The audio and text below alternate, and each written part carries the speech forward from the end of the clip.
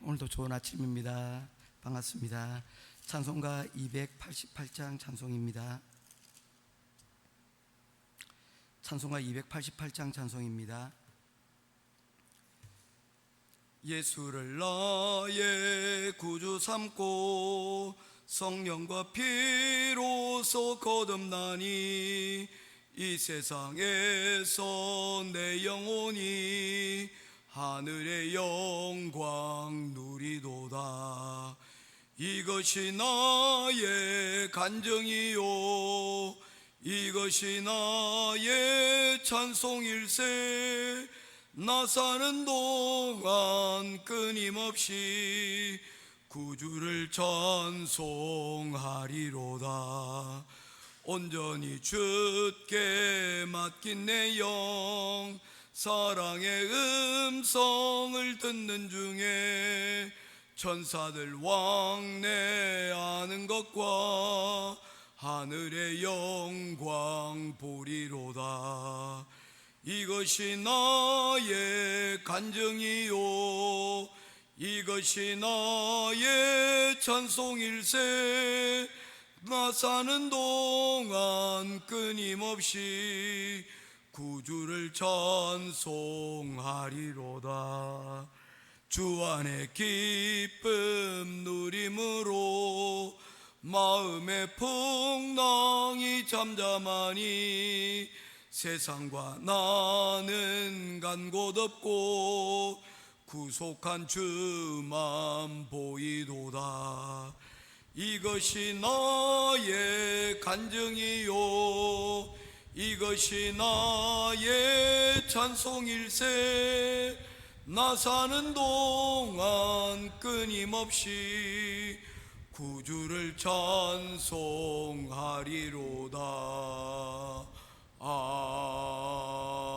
아멘. 찾으실 하나님의 말씀은 창세기 제 49장 말씀입니다. 구약성경 창세기 49장 8절부터 18절 18절까지 말씀 보도록 하겠습니다.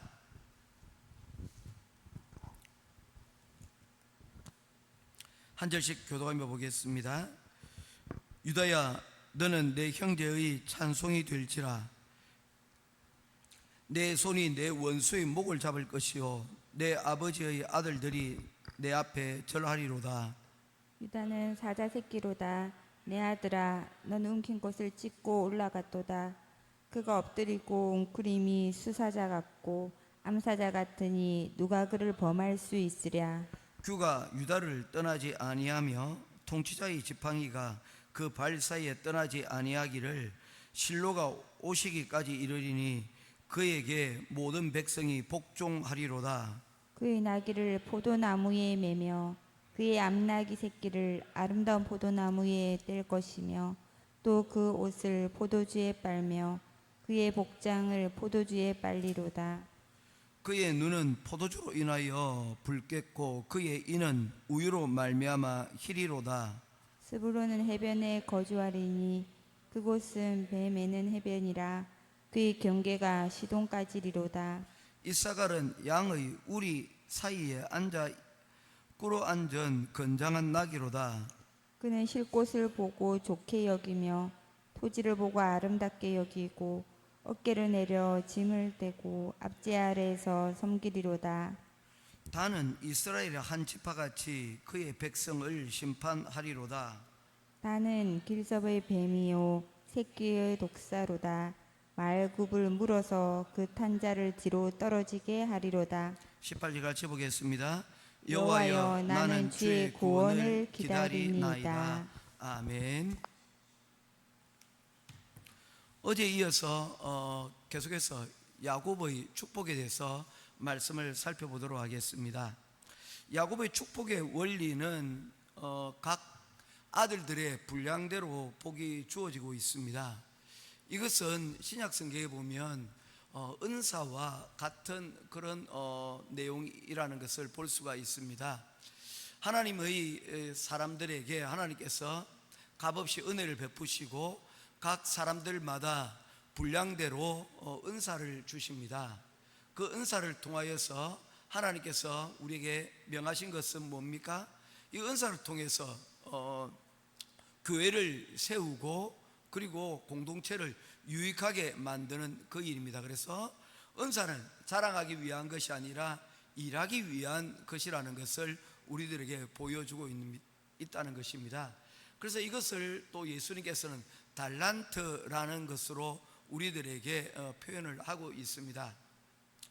그래서 각자 우리가 태어나면서부터 우리가 달란트를 가지고 있듯이 예수 그리스도의 사람으로 쓰임을 받는 데 있어서 은사라는 것이 필요하듯이 동일하게 야곱은 아들들에게 각자의 분량을 따라서 그들에게 축복을 하고 있는 것을 보게 되어집니다.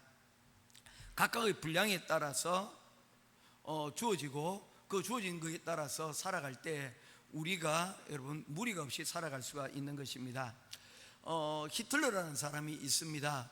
히틀러는 원래 지망이 정치가가 아니었고 화가였습니다. 그림을 잘 그렸습니다.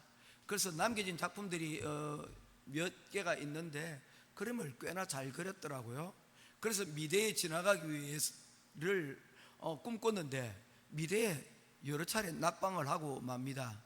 그리고 난 다음에 그가 그와 같은 군인의 길로 정치가의 길로 그리고 결국에는 많은 사람들의 목숨을 잃는 독재자의 길로 걸어갔던 것을 보게 되어집니다. 차라리 미대에 붙었더라면 혹시 더 낫지 않았을까라는 생각들을 해보게 되는 것입니다. 르우벤과 시몬과 레위가 그런 사람들이었습니다.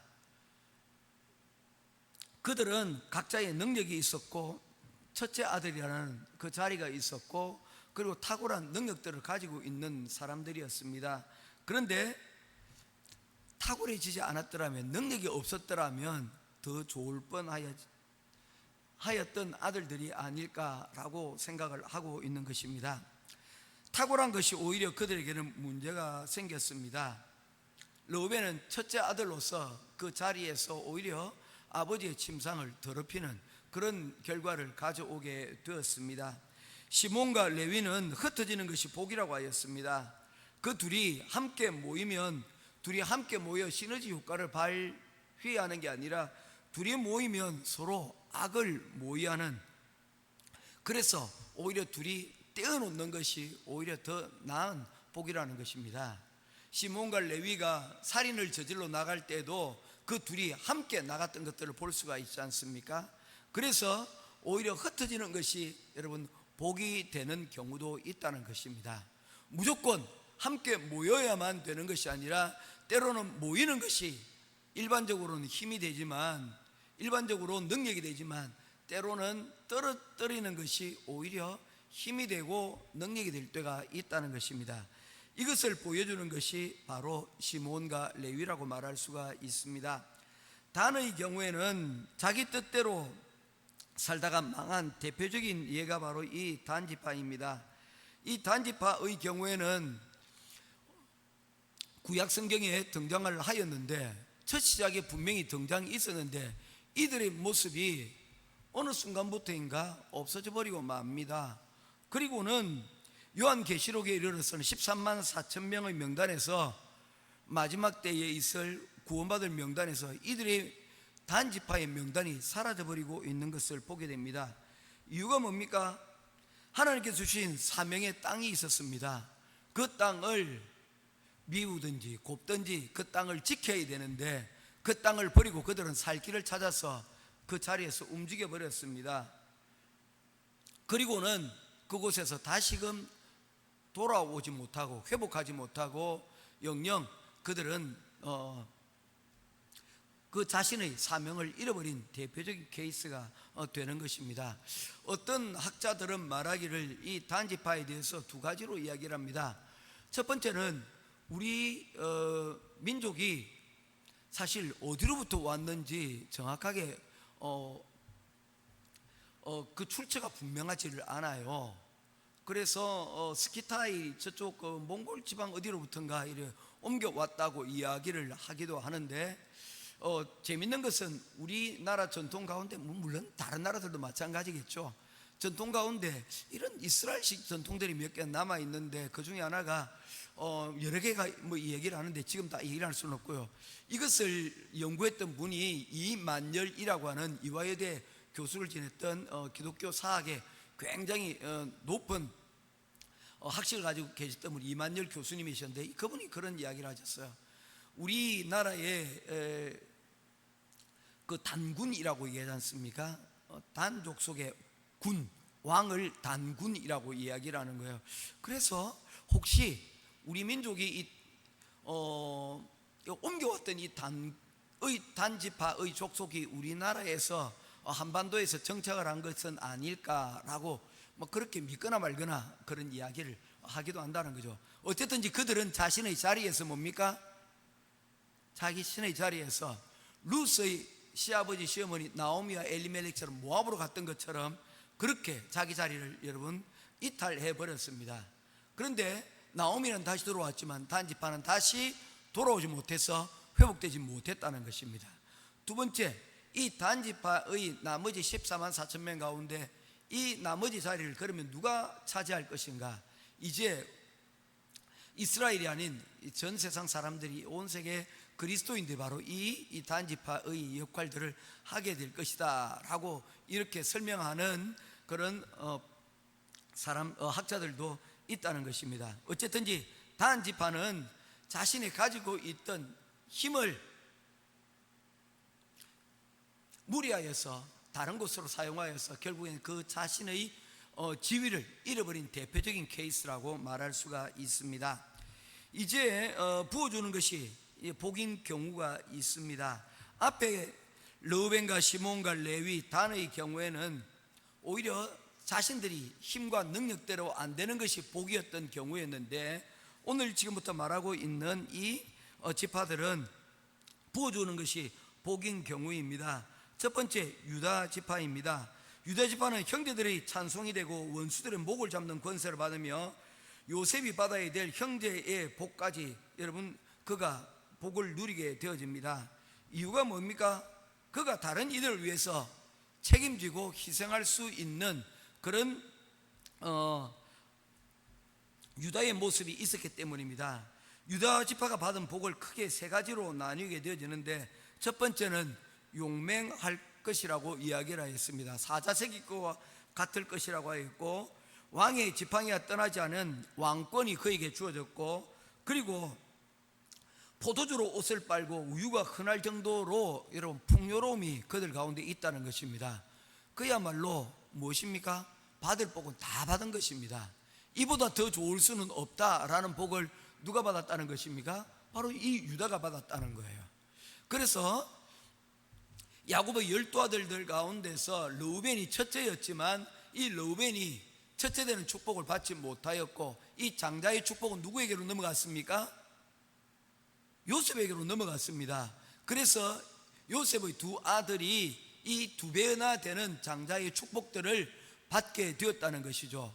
에브라임과 므낫세가 이 두 몫의 장자의 몫을 이 요셉이 두 아들들에게 주어졌으므로 두 배의 축복을 바로 요셉에게 갔습니다.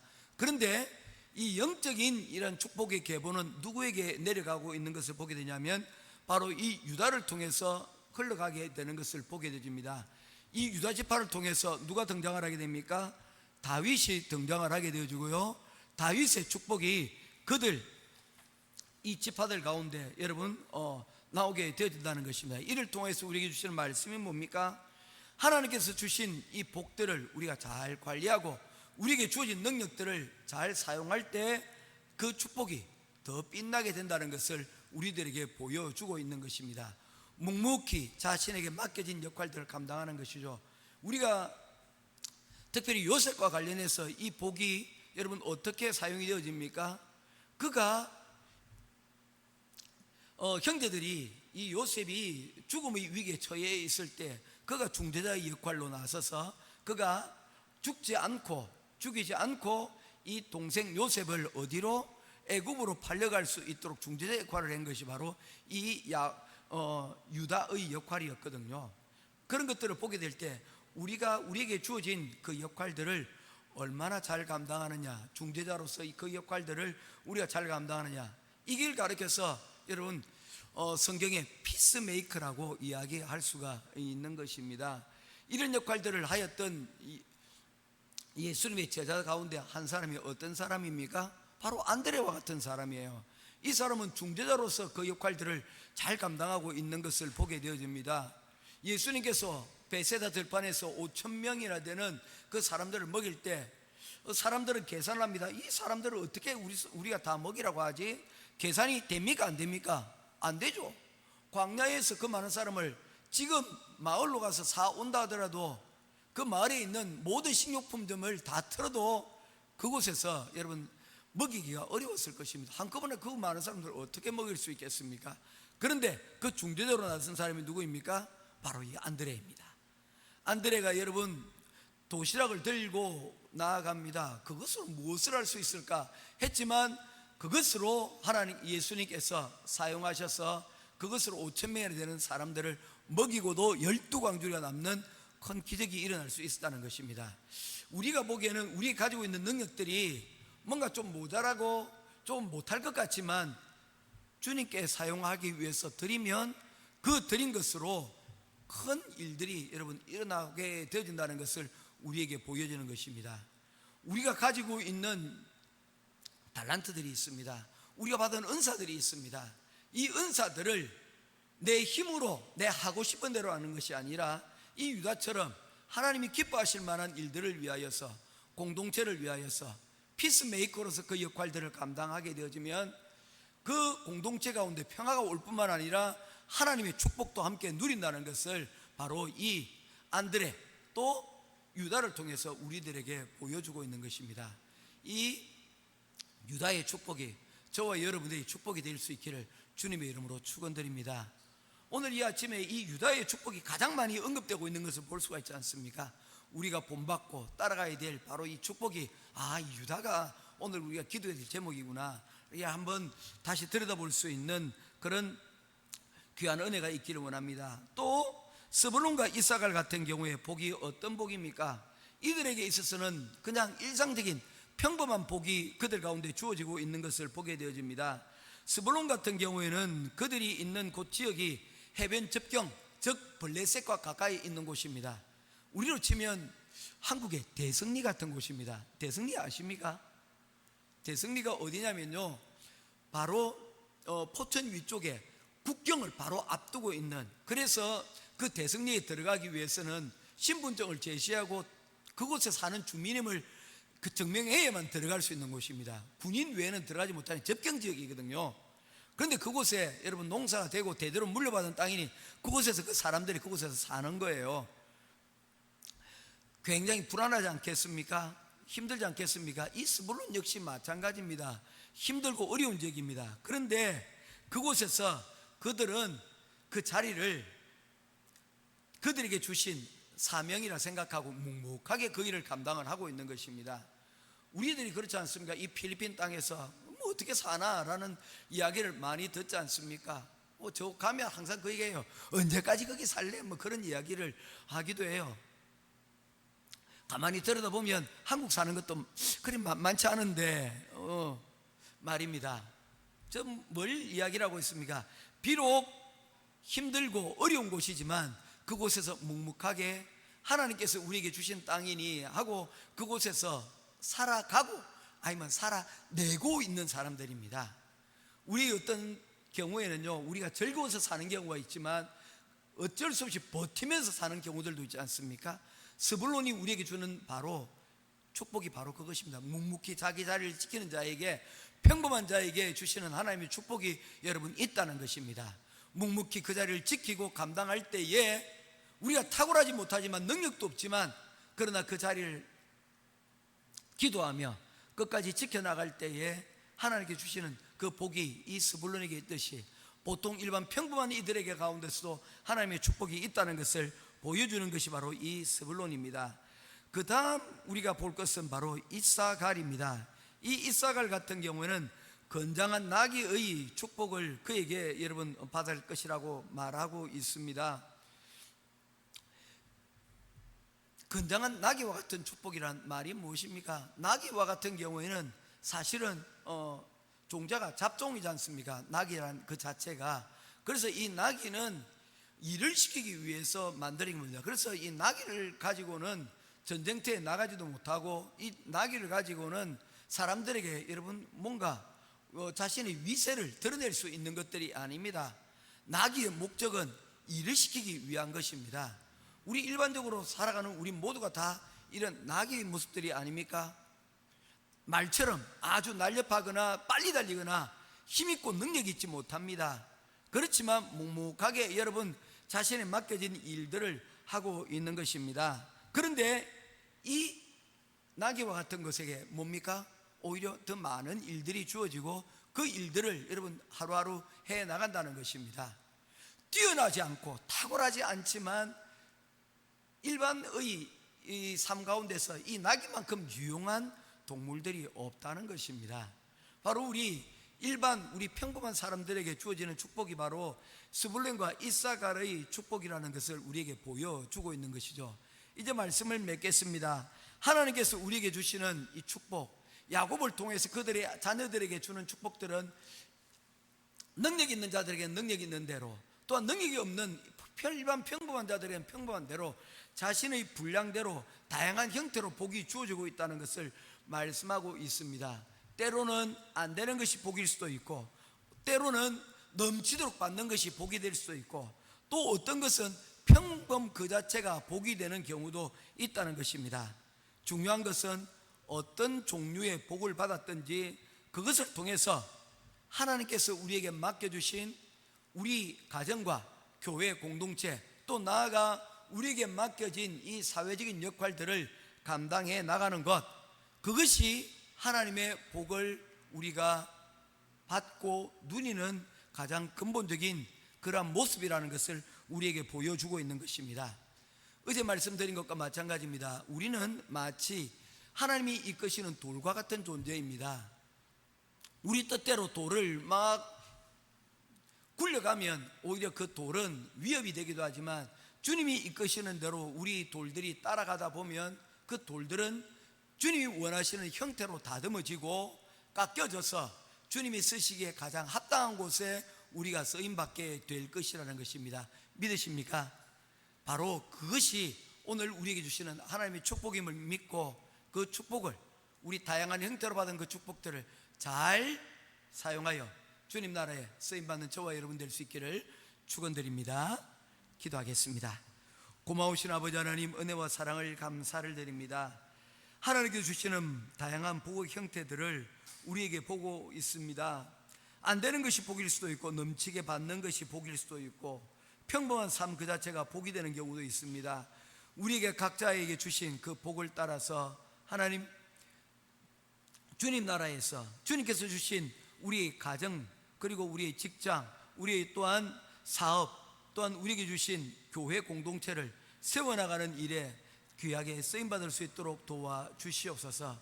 각자의 분량대로 주신 대로, 우리의 분수대로 각자 우리에게 주신 귀한 사명들을 잘 감당할 수 있는 우리 행복한 교회 모든 성도들 되기를 간절히 소원하오며, 우리 주 예수 그리스도 이름으로 간절히 기도드리옵나이다. 아멘. 하늘에 계신 우리 아버지여,